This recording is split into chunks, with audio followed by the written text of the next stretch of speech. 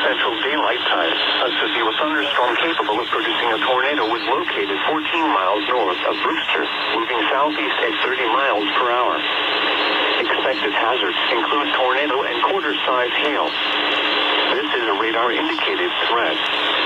The following impacts are expected.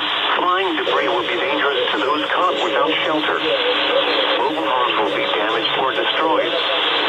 Damage to roofs, windows, and vehicles will occur. Tree damage is likely.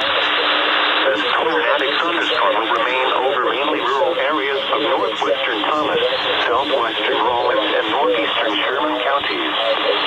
This includes Interstate 70 in Kansas between mile markers 39 and 48.